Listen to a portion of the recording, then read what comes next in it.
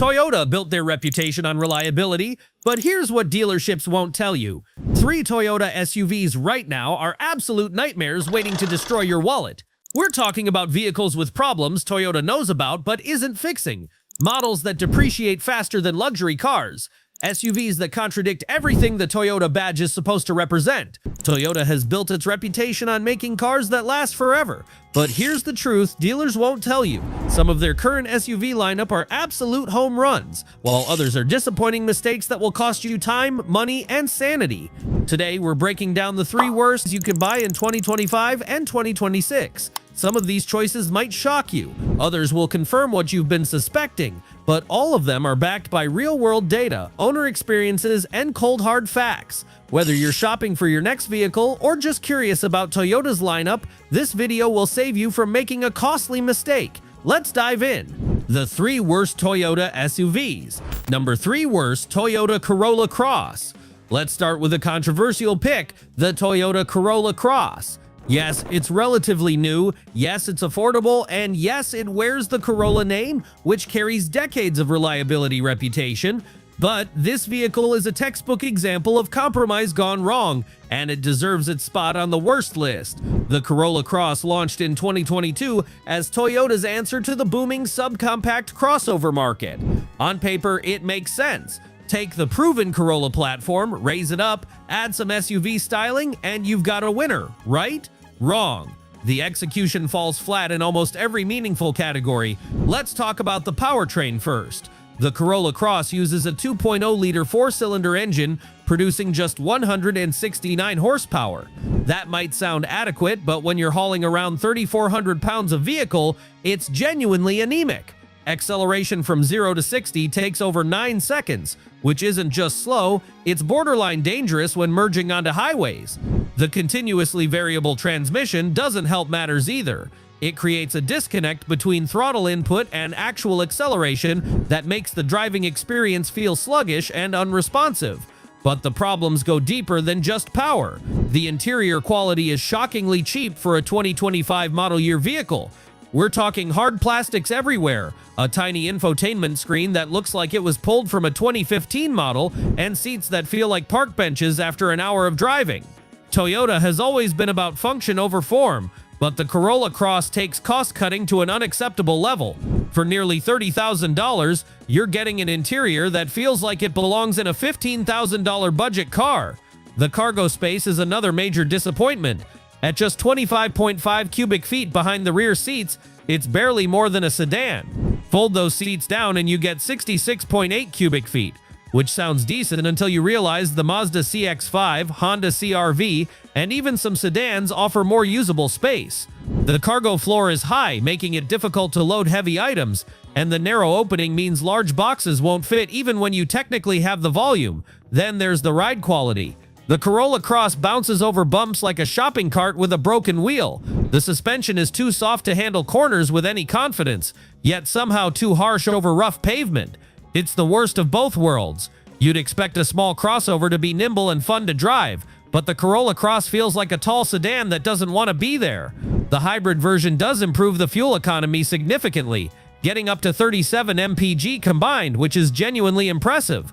But it doesn't fix the fundamental issues with the vehicle. You're still stuck with the cheap interior, limited space, and uninspiring driving dynamics. The hybrid powertrain costs several $1,000s more, and that money would be better spent upgrading to a different Toyota altogether. What really makes the Corolla Cross frustrating is that Toyota knows how to make great small SUVs. The Corolla Cross feels like Toyota took the RAV4, stripped out everything good, and sold it for only slightly less money. It's a vehicle that exists purely to hit a price point and fill a segment, without any real passion or purpose behind it. Number 2 worst, Toyota Venza. The Toyota Venza is a vehicle that shouldn't exist, and the fact that it does says more about marketing departments than good product development. This is Toyota's attempt at a premium midsize crossover, and it fails spectacularly at being premium, midsize, or particularly good at anything. Let's start with the identity crisis. The Venza is essentially a RAV4 with a different body and a mandatory hybrid powertrain. It's marketed as more sophisticated and upscale, but when you actually sit in one, you're left wondering what you're paying extra for. The price starts at around $35,000, which is nearly $10,000 more than a base RAV4. For that premium, you get slightly softer materials in some places, ambient lighting, and a badge that most people won't recognize. That's it. You don't get more space, better performance, or any features you couldn't get in a loaded RAV4. The hybrid powertrain is the Venza's only standard option, producing 219 horsepower. It's smooth and refined, and the fuel economy is excellent at 39 mpg combined. But here's the problem. If you want a hybrid, just get a RAV4 hybrid. It's cheaper, more practical, and does everything the Venza does while being more versatile. The Venza's supposed sophistication comes at the cost of capability. The ride is tuned for smoothness, which means it feels disconnected from the road. Speaking of size, the Venza is awkwardly proportioned. It's longer than a RAV4 but has less cargo space. The sloping roofline that's supposed to make it look sporty actually just reduces headroom in the rear seats and cuts into cargo capacity. You get 28.8 cubic feet behind the rear seats and 55.1 cubic feet with them folded down. That's less than a RAV4 despite the Venza being a larger vehicle overall. It's form over function in the worst possible way. The all-wheel drive system is another disappointment. Unlike the RAV4's mechanical system, the Venza uses an electric motor to power the rear wheels. This works fine for slippery roads and light snow, but it's not designed for any real off-road use. If you need genuine capability, the Venza isn't your vehicle. What bothers me most about the Venza is that it doesn't have a clear purpose. It's not the most efficient, that's the RAV4 hybrid. It's not the most spacious, that's the Highlander. It's not the most capable, that's the 4Runner. It's not the most luxurious, that would be a Lexus. The Venza exists in this weird middle ground where it tries to be a little bit of everything and ends up being good at nothing. Sales numbers tell the story. The Venza sells in tiny numbers compared to the RAV4 and Highlander. Most buyers realize that for the same money, they can get a better vehicle from Toyota's own lineup or from a competitor. If you're looking at a Venza, seriously reconsider. Put that money toward a RAV4 hybrid or stretch slightly further for a Highlander. Either choice will serve you better.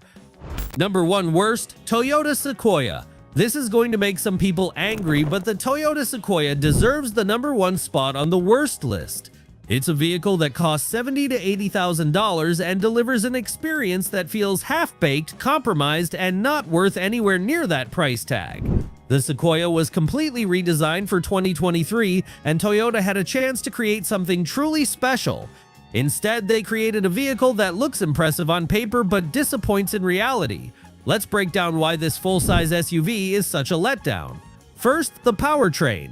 The Sequoia uses a twin-turbo 3.5-liter V6 hybrid system producing 437 horsepower and 583 pound-feet of torque. Those numbers sound incredible, and they are.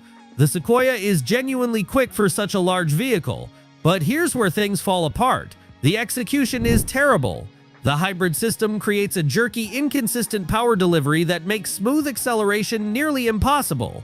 The transition between electric and gas power is clunky and noticeable.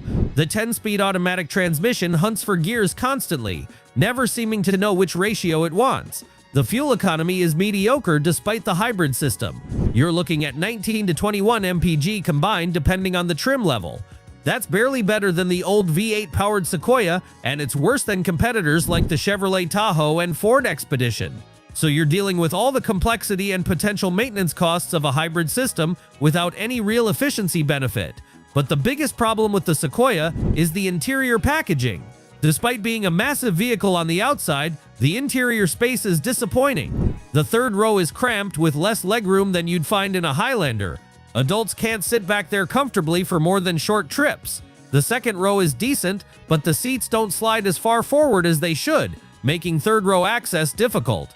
Cargo space behind the third row is minimal, just 22 cubic feet. Interior quality is hit or miss. Some materials feel appropriate for the price, but there are cheap plastics in weird places. The center console is enormous, taking up valuable space without providing much usable storage. The infotainment system is Toyota's latest, which is better than their old setup, but still not as intuitive as competitors. The value proposition is terrible. A base Sequoia starts around $70,000. For that money, you could get a loaded Tahoe or Expedition with better interior space, more refined powertrains, and nicer interiors. If you want the top capstone trim, you're looking at nearly $85,000.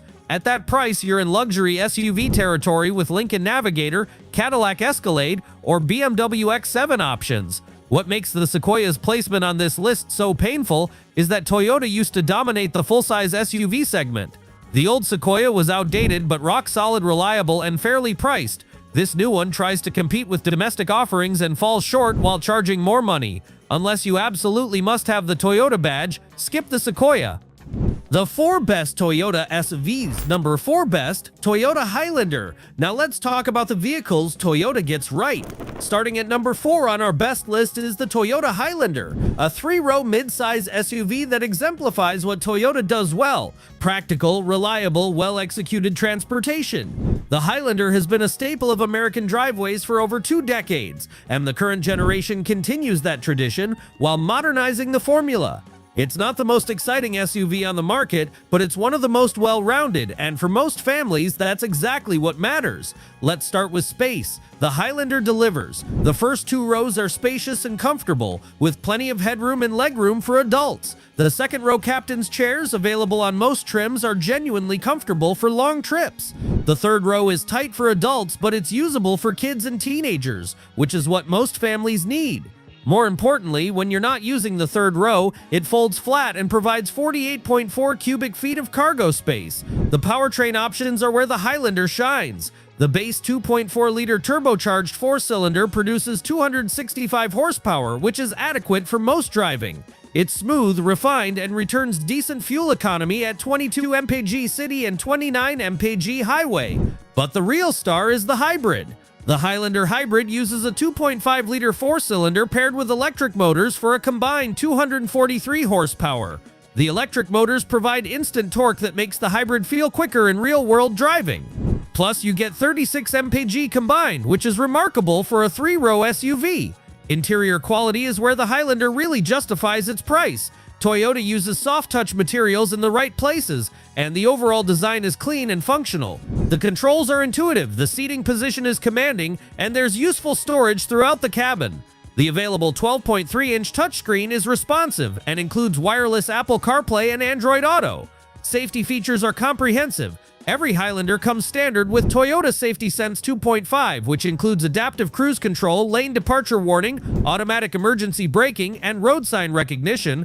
The Highlander has earned top safety ratings from both IHS and NHTSA. Pricing is reasonable for what you get. A base Highlander starts around $38,000. The Highlander Hybrid starts around $42,000, and a loaded Platinum tops out around $50,000.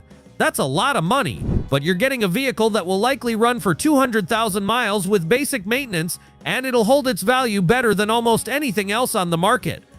Number 3 best, Toyota 4Runner. The Toyota 4Runner is an anachronism, and that's exactly why it's one of the best SUVs you can buy right now. In a world of car-based crossovers and hybrid powertrains, the 4Runner remains defiantly old school, body-on-frame construction, a naturally aspirated V6, and genuine off-road capability. It's dinosaur technology, and it's glorious. The 4Runner has been essentially unchanged since 2010, which sounds like a criticism but is actually its greatest strength. This platform is proven, understood, and bulletproof. Mechanics know how to work on it, parts are readily available, there are no complex hybrid systems or turbos to fail. It's refreshingly simple in an increasingly complicated automotive landscape. The 4.0-liter V6 produces 270 horsepower and 278 pound-feet of torque. Those numbers aren't impressive by modern standards, but they're adequate for what the 4Runner does. The 5-speed automatic transmission is ancient, but it's reliable and well-suited to low-speed off-road work. Fuel economy is terrible at 17 mpg combined, but if you're buying a 4Runner, you've accepted this reality, and the capability is real. The 4Runner can go places that would leave crossovers stranded. Even the base SR5 model has respectable ground clearance and approach angles. Step up to the TRD Off-Road or TRD Pro, and you get locking rear differentials, crawl control, and suspension systems designed for serious trails. The 4Runner can handle rocky terrain, deep water crossings, and steep inclines that would terrify most SUV owners. Reliability is legendary. The 4Runner consistently ranks at the top of reliability surveys. Owners report minimal issues even after 200,000 miles.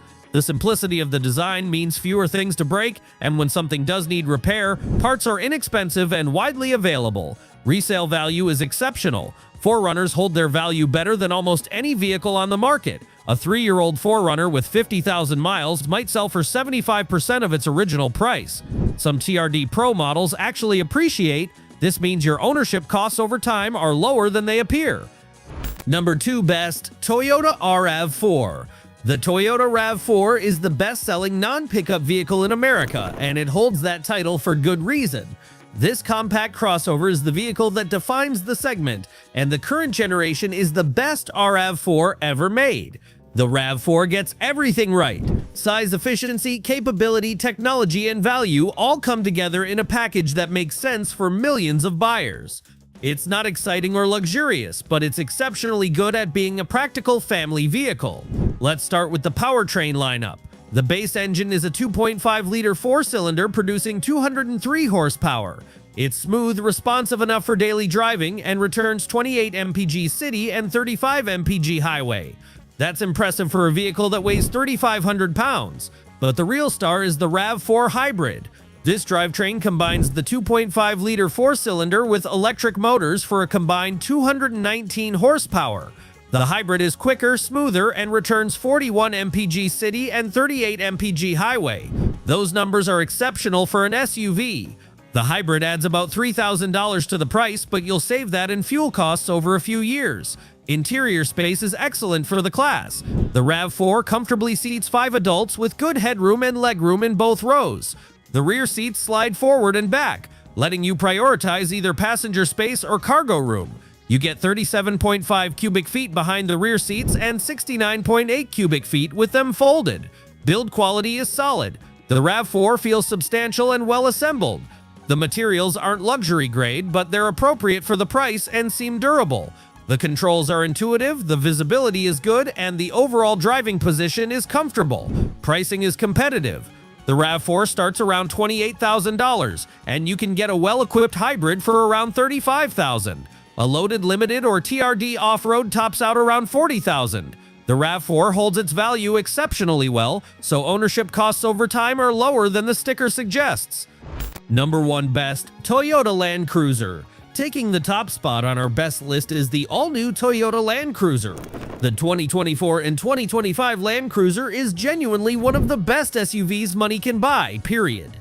Toyota completely redesigned the Land Cruiser for 2024, bringing it back to the US market after a brief hiatus. The new model is smaller, more efficient, and significantly more affordable than the previous generation, while maintaining the legendary capability and build quality. The powertrain is a revelation. A 2.4-liter turbocharged 4-cylinder produces 326 horsepower and 465 pound-feet of torque. Those numbers are impressive, but what's remarkable is how that power is delivered. The turbo spools quickly, providing strong acceleration from any speed. The 8-speed automatic transmission is smooth and decisive. Fuel economy is surprisingly good at 22 mpg combined.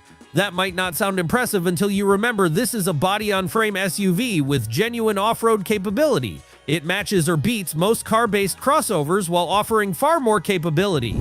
The off-road capability is extraordinary. The Land Cruiser comes standard with a 2-speed transfer case, locking center differential, and electronic traction control systems. Ground clearance is excellent. Approach and departure angles are competitive with dedicated off-road vehicles.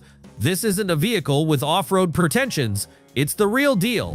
But what makes the Land Cruiser truly special is that it's equally comfortable on pavement. The ride quality is excellent, absorbing bumps without feeling floaty. The cabin is quiet, with minimal wind and road noise. The handling is composed and predictable. This is an SUV you can drive across the country in comfort, then immediately take off-road.